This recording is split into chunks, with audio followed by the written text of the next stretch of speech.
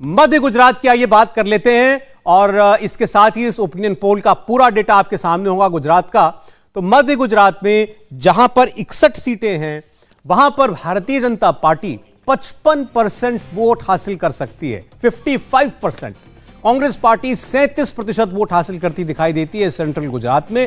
आम आदमी पार्टी यहां बहुत खास नहीं कर रही, 4% वोट मिल सकता है और अन्य को भी 4% वोट। तो बीजेपी एक बार फिर आप देखिए बड़े मार्जिन के साथ यहां पर आपको आगे दिखाई दे रही है कांग्रेस पार्टी से, और आम आदमी पार्टी तो कहीं भी इसमें टक्कर में दिखाई नहीं दे रही।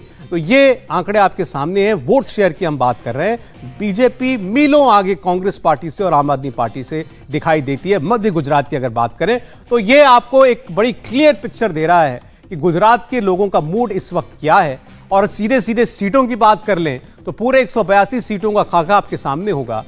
मध्य गुजरात की 61 सीटों में से 43 सीटें बीजेपी जीत सकती है, कांग्रेस पार्टी 17 सीटें जीत सकती है, आम आदमी पार्टी इस सबसे बड़े क्षेत्र में अपना खाता नहीं खोल पाएगी, हमें ऐसा लगता है, और अन्य को एक सीट मिल सकती है। तो इसी के साथ गुजरात की सारी सीटों का आंकलन जो है वो आपके सामने है और बीजेपी अपने दम पर एक बार फिर गुजरात में सरकार बना पाएगी, ऐसा हमें लगता है अपने सर्वे में। 27 साल के बाद 32 साल तक का मैंडेट बीजेपी को गुजरात की जनता दे सकती है, इसके पूर्ण आसार हमें अपने सर्वे में दिखाई दे रहे हैं।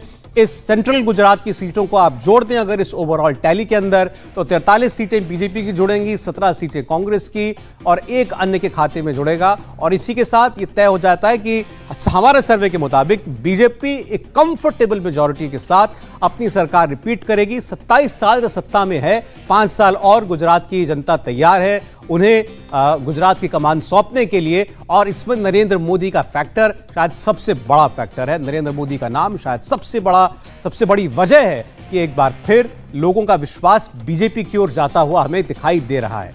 और आपको बता दें इसमें विशेष बात यह है कि 2017 की तुलना में बीजेपी इस बार काफी बेहतर करेगी गुजरात में, हमें ऐसा लग रहा है। पिछली बार 100 से नीचे रही थी, 99 सीटों पर जाकर बीजेपी की टैली रुक गई थी। इस बार 119 सीटें बीजेपी को मिल सकती हैं। हमारा ओपिनियन पोल ये कहता है बीजेपी पिछली बार के मुकाबले 20 सीटें ज्यादा जीत सकती है। कांग्रेस पार्टी फिसल रही है इस बार, उसकी बड़ी वजह आम आदमी पार्टी बन सकती है। आम आदमी पार्टी खुद बहुत ज्यादा गेन नहीं कर रही लेकिन नुकसान कांग्रेस पार्टी का काफी करेगी, ऐसा हमारा सर्वे अब मानता है, ऐसा सर्वे को देखकर लगता है। और ये देखिए पूरे नतीजे, बीजेपी 119, 59 पर कांग्रेस रुक सकती है, आम आदमी पार्टी को ज्यादा से ज्यादा अधिकतम 3 सीटें मिल सकती हैं और अन्य को 1 सीट। तो यह है गुजरात के सर्वे के नतीजे आपके सामने। 119 सीटों के साथ बीजेपी एक बार फिर सरकार बनाने की परिस्थिति में हमें दिखाई दे रही है। अगर चुनाव लड़ने के इस वक्त की तैयारी देखें तो उसमें बीजेपी सबसे आगे दिखाई देती है, सबसे कद्दावर नेता वहां पर इस वक्त बीजेपी के दिखाई देते हैं। कांग्रेस पार्टी अपना बड़ा जनाधार होने के बावजूद एंटी इनकम्बेंसी का कोई लाभ नहीं उठा पा रही। आम आदमी पार्टी अपने कुछ जड़ें वहां पर बिछा पा रही है, यह जरूर साफ दिखाई दे रहा है, लेकिन उसका नुकसान सिर्फ और सिर्फ कांग्रेस पार्टी को होता हुआ दिखाई देता है और बीजेपी को बड़ा मुनाफा 20 सीटें ज्यादा 2017 से मिलती हुई दिखाई देती है। तो ये एक अपने आप में एक नया कीर्तिमान होगा कि 32 साल अगर आप अगले 5 साल को जोड़ लें किसी एक पार्टी की सरकार देश में एक राज्य के अंदर होगी, और इसके पूर्ण आसार हमारे सर्वे में दिखाई देते हैं। हमारा सर्वे जिन्होंने किया मेट्राइज से हमारे साथ हैं देवेंद्र शुक्ला और मनोज सिंह। मनोज जी, बहुत से लोगों को ये लग रहा होगा कि पिछली बार अगर कांग्रेस पार्टी ने 99 पर बीजेपी को रोक दिया तो इस बार तो बीजेपी को और कड़ी टक्कर देनी चाहिए। आपका सर्वे कहता है बीजेपी 20 सीटें ज्यादा जीतेगी पिछली बार से। उसके बहुत सारे कारण हैं। एक तो है कि गुजराती होने के कारण प्रधानमंत्री का एक अपना इमेज है, और यही कारण है कि आप देखिएगा कि भारत के राजनीति में मुझे लगता है कि पहली बार हुआ था कि पूरे मंत्रिमंडल को ही मुख्यमंत्री के साथ ही बदल दिया गया था। ये मोदी का विश्वास था और उनको था कि नहीं हम ये करेंगे। अब सोचिए कि वहाँ पे अहिर जाति ओबीसी में आता है, जो यहाँ पे यादव कहे जाते हैं, अच्छे संख्या में है। 2 लोग जीते हुए थे बीजेपी से, 2 एमएलए थे। आज के डेट में दोनों पिछले मंत्रिमंडल में मंत्री थे, दोनों को हटा दिया गया। ये उनके कॉन्फिडेंस को कि ये या जाति हमारे से टूट नहीं सकती है या हमारे पास ऑप्शन नहीं है कि ये क्या करेंगे। उसी तरह से कोयली जात का देख लीजिए, कोयली से आए भी थे कांग्रेस के, वो भी बाहर हो गए हैं। अब उनको समझ में ही नहीं आ रहा कि ये जाति कहाँ जाएगी। बीजेपी को विश्वास है कि हम आएंगे। 2017 की भी लोग बातें करते हैं कि उस समय कांग्रेस ने काफी अच्छा और स्ट्रांग स्थिति में थी। उस समय आपको बता दें कि एक समय ऐसा भी था जहां पे लग रहा था नोटबंदी और जीएसटी के बाद 2017 के चुनाव में कि बहुत बड़ा मुद्दा बनेगा गुजरात में, और सूरत उसका उदाहरण था, अहमदाबाद उसका उदाहरण था। लेकिन मोदी और अमित शाह का जो अपना मैनेजमेंट है इतना स्ट्रांग है, मैं क्या बोला कि पार्टी और संगठन और उनके अपने लोग हैं जो इस सारे गैप को पूरा करते हैं। यही कारण है कि एक बात आपकी आएगी कि आम आदमी पार्टी जब इतनी 9% करीब वोट लेकर आ रही है तो कांग्रेस को इससे ज्यादा नुकसान होगा। देखिए, सिर्फ आम आदमी पार्टी कांग्रेस से ही वोट लेकर उतने वोट परसेंटेज नहीं आई है, उसमें बीजेपी के भी जो छोटे मोटे नाराज तबका है वो भी गया है, जो निर्दलीय और चाहे अन्य पार्टी में लोग जाते थे उनके भी वोट परसेंटेज गया, और उसके साथ साथ कांग्रेस का भी गया हुआ है। कांग्रेस की सबसे ज्यादा मार्जिनल सीट पिछले बार भी थी, इस बार बीजेपी के भी थी।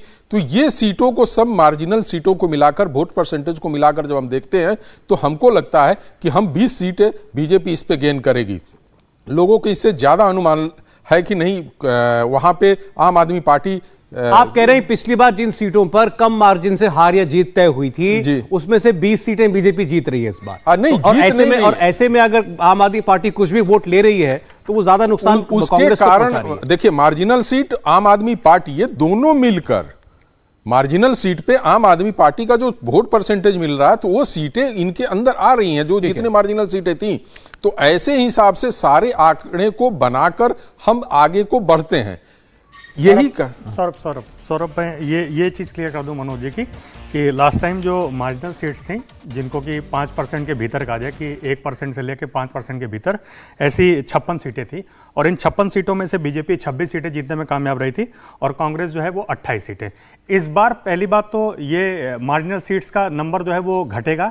दूसरी चीज़ ये है कि क्योंकि आम आदमी पार्टी एक तीसरे फैक्टर के रूप में है, या वो एक तीसरा कोना कुछ सीटों पर बना सकती है, तो जब ये होगा तो मार्जिनल सीट्स के हिसाब से बीजेपी को फायदा ज़्यादा होगा, कांग्रेस को इसका फायदा विशेष मिलेगा ऐसा नहीं है। अभी निर्णय ने लास्ट टाइम जो चीज़ बताई थी उसमें मैं एक सिंपल सा एक्सप्लेनेशन ये जोड़ दूं कि जो भी वोट कांग्रेस से निकल के अभी ये कह रहा है, अभी चाहे हमारे सर्वे में हो और चाहे निर्णय ने खुद लोगों से बातचीत की हो तो उन्होंने कहा कि नहीं हम कांग्रेस को लास्ट टाइम वोट करते थे लेकिन इस बार जो है आम आदमी पार्टी को कर सकते हैं जी। जब ये कैंडिडेट सिलेक्शन ऐसा होगा अगर कांग्रेस पार्टी से, कि जैसे मैं अगर अपने सर्वे के बारे में कहूं कि बीजेपी या कांग्रेस के अलावा आम आदमी पार्टी क्या 3 सीट ला रही है, ऐसा मैं बिल्कुल नहीं कह रहा हूं। जो आम आदमी पार्टी है वो 0 पे भी जा सकती है, वो तब होगा या 3 सीटें उसकी तब आएंगी जब कांग्रेस से कोई बड़ी चूक हो, उनका कोई बड़ा नेता जो डिजर्विंग हो और उसको टिकट किसी कारण से न मिले, तब यह हो सकता है कि वो आम आदमी पार्टी के टिकट पर लड़े और बाय डिफॉल्ट वो सीट जो है जहां पे कि बीजेपी ना कभी जीतती रही हो तो वो सीधे सीधे आम आदमी पार्टी की तरफ जा सकती है। लेकिन आम आदमी पार्टी अपना कोई नया कैंडिडेट देके बीजेपी और कांग्रेस को पछाड़ते हुए कोई सीट निकाल लेगी, इसकी कोई भी संभावना कतई नहीं है। इंडिया टीवी हर वक्त हर जगह डाउनलोड करने के लिए सर्च करें India TV news Google play store या ऐप स्टोर पर।